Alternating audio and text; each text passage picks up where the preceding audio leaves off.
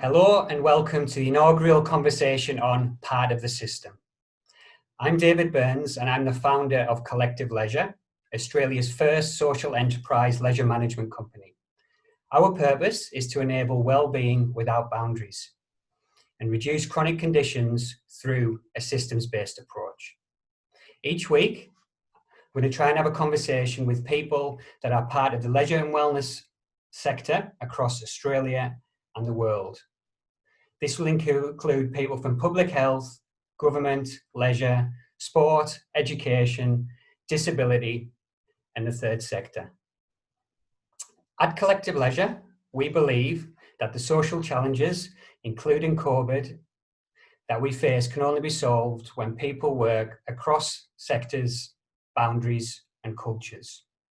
The intention of these conversations is so we can start to look at the bigger picture, look for connections and relationships, and engage in diverse perspectives, with the ultimate outcome of improving people's lives.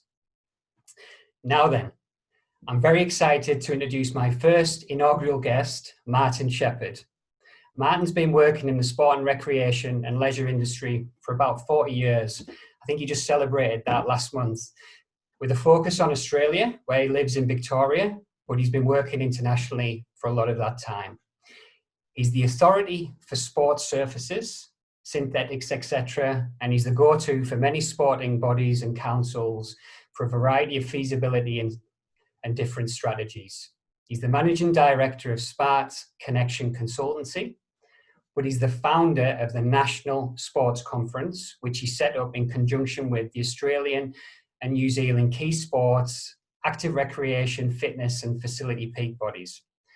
So I can't actually think of anyone who I'd rather have as my first guest on this inaugural Part of the System conversation. So welcome, Martin. Thanks, David, and I feel quite honoured to be here for your first session. Thanks for trusting me. So I'll dig straight into it, Martin. What do you do for your well-being? I look at well-being as probably two sides, or probably three sides. I look at it from my physical health, my mental health, and my social health. And I think the social health then impacts on my mental health, as does my physical. So physically, I'll go and I'll train or go for a jog. I used to think it was running, but it's probably now jogging or shuffling at my age. And I do between 5 and 10K, probably 3 or 4 times a week. For my mental health, I actually try and keep in contact with family and friends and see how they're going. And I find by having the social interaction, I actually get a lot of feedback, positive feedback, and it makes you feel a lot better. And I have a little secret that I learned about 20 years ago, that for your mental health, you need to be able to switch off after you've had a really bad day at the office or a bad project. So I've learned to put them into the boot of the car and wave goodbye to a problem as it goes away, and then I'll meet it the following day so that I don't take home any baggage every night. That's really interesting. So you give yourself a bit of time, do you, every evening to try and switch off, like a bit of space? Yeah, I do. So when I'm on the way home, I'll try and connect with a friend just for the 15, 20 minutes on the drive home. And that's normally where you have a bit of banter. It's not a serious conversation, or very rarely a serious conversation. We talk absolute rubbish about nothing. And it's just real fun. We laugh, we have a joke, and I've got 4 or 5 friends that I do that with, some from back home in England, some from here, and it's just a real good crack. So I suppose the idea of just relaxing and getting out of your system. So when you open the door back to your home, you've actually had 15 minutes of laughter or feeling good about something. Yeah, I really like that connection, which I think is really important with, friends and family. So in terms of the sector as it is at the moment, obviously we're getting smashed with COVID, and around Australia we're in different stages, and my heart goes out to the Victorians at the moment. But what do you think the sector can play into, like, in terms of the recovery, and what do you foresee some of those challenges being? I think the one thing that has come out really strongly from all levels of government now is that one of the 4 reasons why you leave the house is to exercise. Yeah. And I think because federal and state governments have made that a top of their agenda, people have listened to it and have started to walk or do exercise for lots of different reasons. And I hope we see that continuing.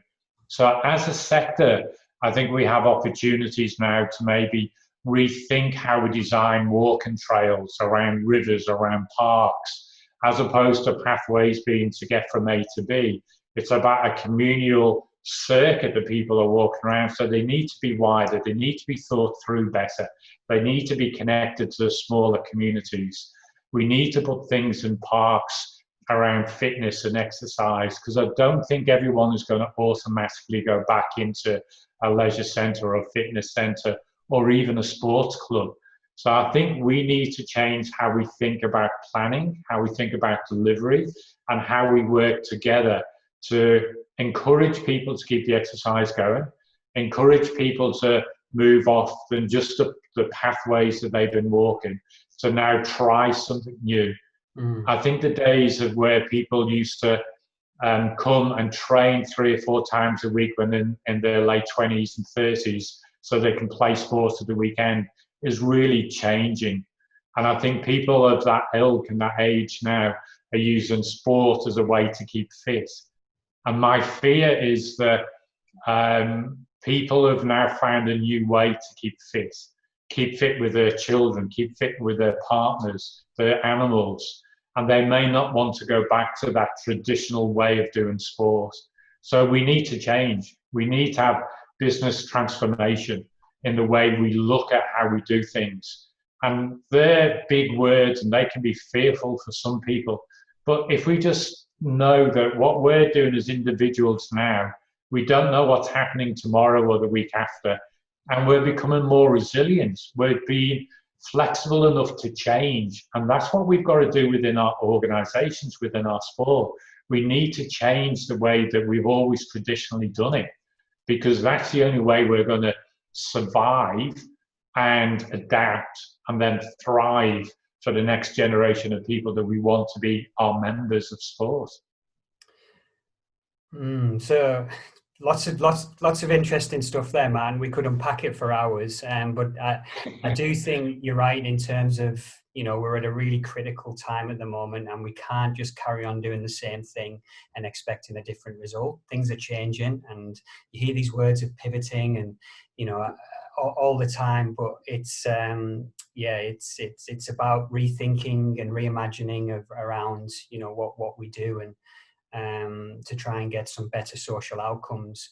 And in terms of the National Sports Conference this year, you've had to actually look at changing that format, haven't you? Because you had to postpone it later in the year. Can you just share the format for this year and what your aspirations are for the conference? Yeah, sure. The conference came together originally about 5 years ago to help change the conversation. And at the time, Sports Australia traditionally had supported grassroots sports through NSOs to state sports organisations to local associations. But the biggest provider of local provision was actually local government. And there seemed to be a large disconnect between the federal bodies, the state and the local government. And over the last 5 years, that's really changed. And we tried at the beginning to bring over the CEO from Sport England, Sport New Zealand, who were just a little bit further ahead in their thinking.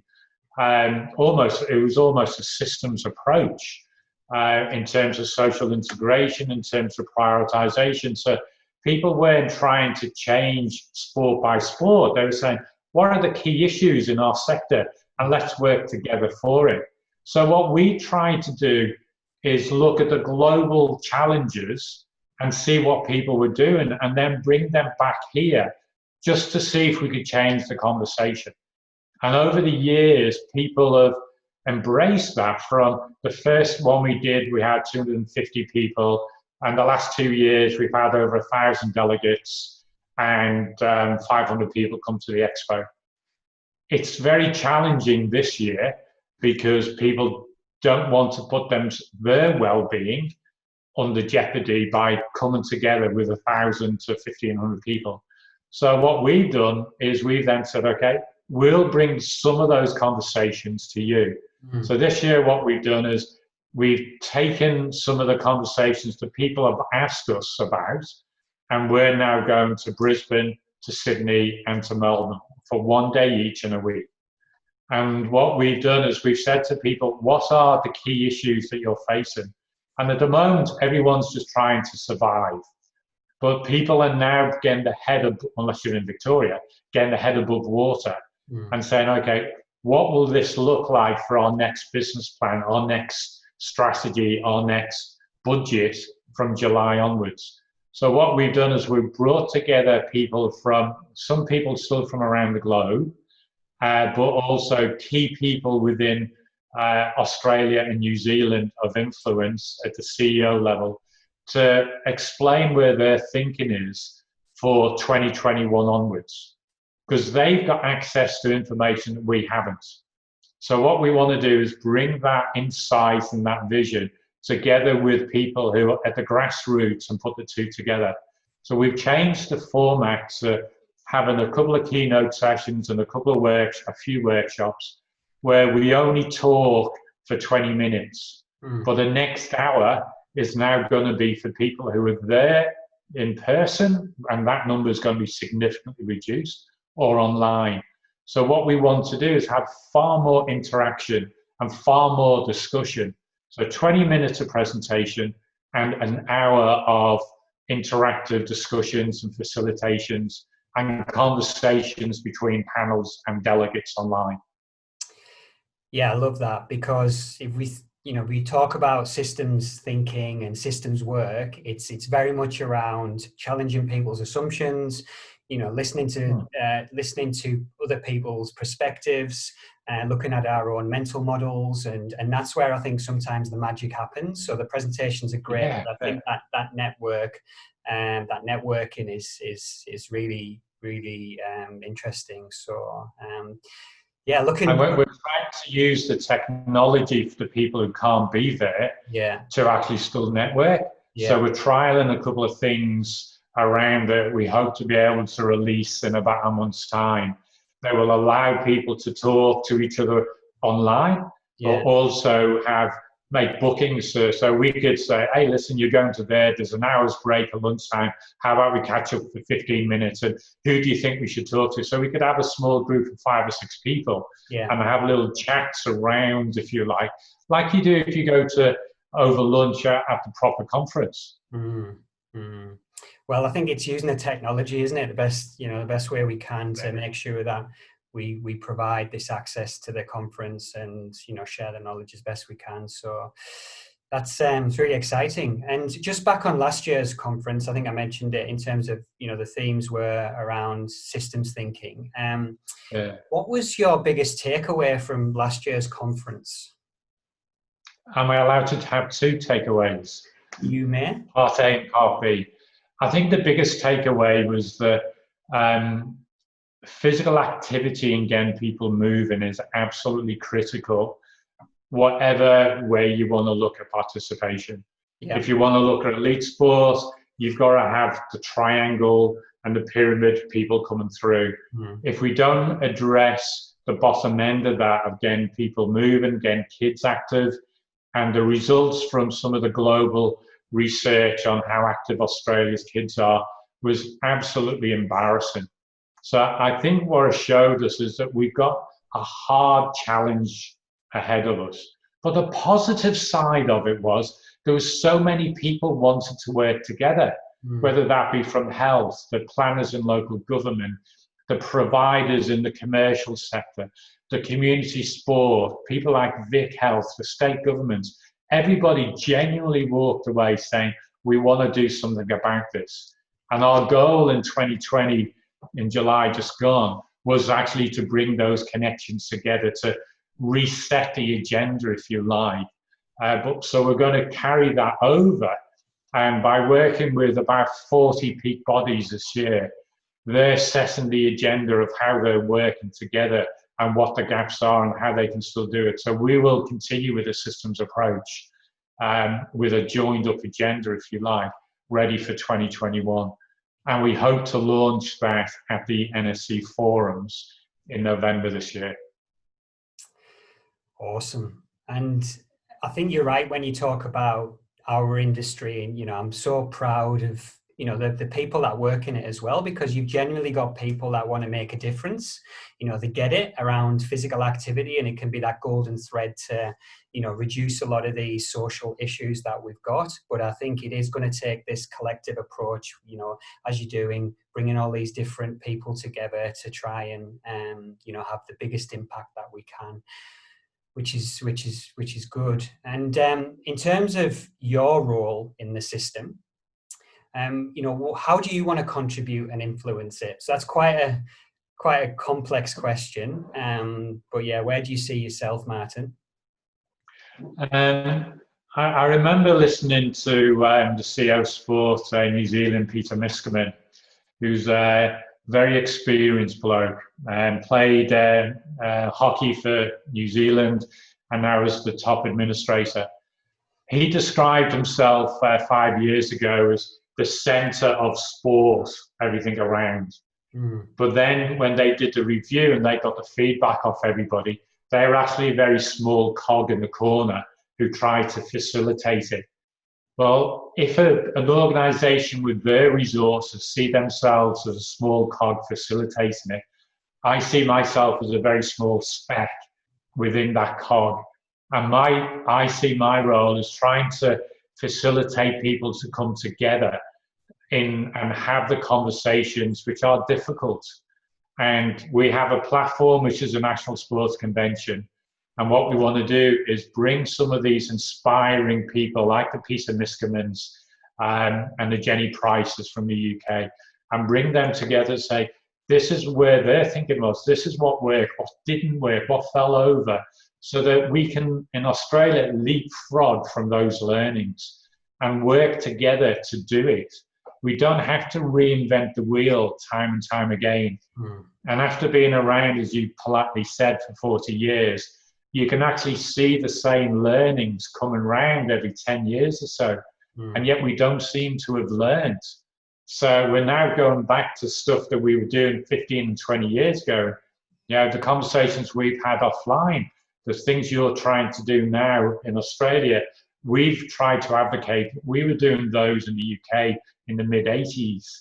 And then if you look at Sport for All from the 70s and the standardized approach to some facilities, we don't need to reinvent the wheel. We've got the intellect, we've got the knowledge from around the globe. If we all work together, we'll be so good at trying to make the difference. And the only thing I'd say is the difference has to start in every community. And if we can get it in a community, we can then have a ripple effect to a city. If we get the city right, that'll have the ripple effect to the state and the territory, and then to the whole of Australia. I don't think we can do it from a top down. It's really got to empower people at the bottom in every little community, and then build it up and put the systems in place from the top to actually encourage those communities to do it. And the essence of that support and that success has to be around local governments and local communities. Excellent. And just my final question is around the chronic conditions. So you mentioned that the scorecard of Australians, I think that we had where we were talking about physical activity, was pretty poor. I think it was a D from memory. But in terms of those chronic conditions, they're obviously on the rise. 1 in 2 Australians has unfortunately got a chronic disease. And I think the life expectancy, Martin, I looked the other day, did some research around the most affluent areas and then the most low socioeconomic areas. And that life expectancy can be as big as 12 years. So, if we collectively want to nudge part of the system, what thing could we do to kind of improve the well-being of Australians? And yeah, in your opinion, what could that look like? I think that there's lots of people with amazing knowledge around Australia who can pinpoint lots of different answers. For me, I think that we have to protect our future generations, so we need to start with the children. And if we assume that people from 30 to 50 haven't quite got the keep moving message, the people who are over 50 and in the 60s, so the grandparents of the kids, predominantly they have, because that's the way they were brought up. So if we can encourage the grandparents and focus on the children, the education message misses our generation and gets to the kids. The school environments, the play environments, the influence of the grandparents on children, I think that could make a huge difference. And it also will keep the chronic conditions of our older people, keeping them healthier, keeping them more active, and they'll be role models for the kids as they come through. Yeah, great answer. Great answer. So that brings us to the end of this little conversation. I really want to just, thank you, Martin, for being my first guinea pig and sharing your thoughts. I really appreciate your time. I know you're busy, and it's a challenging time at the moment given COVID. But I'd like to wish you all the best for the conference and the year ahead. And is there anything that you want to add? Listen, I think this is a great initiative, and I think the more initiatives like this where people just share a few ideas and a few thoughts, it goes back to what we try to do at the convention, is we just want to try and promote conversations. And it's not about guests like me having the right answers. Hopefully it just prompts a discussion, and someone might say, that's a load of rubbish, but it's prompting a conversation to have with their colleagues at work, and it may just change a little bit of a conversation somewhere along the line. And if between what you're doing with all the guests you bring on, it changes the way someone thinks, or the conversations they have when they go back to work, or how they think when they're doing the next report, I think you're doing a great initiative, so congratulations. Thanks, Martin. And for anybody listening, thank you and be well.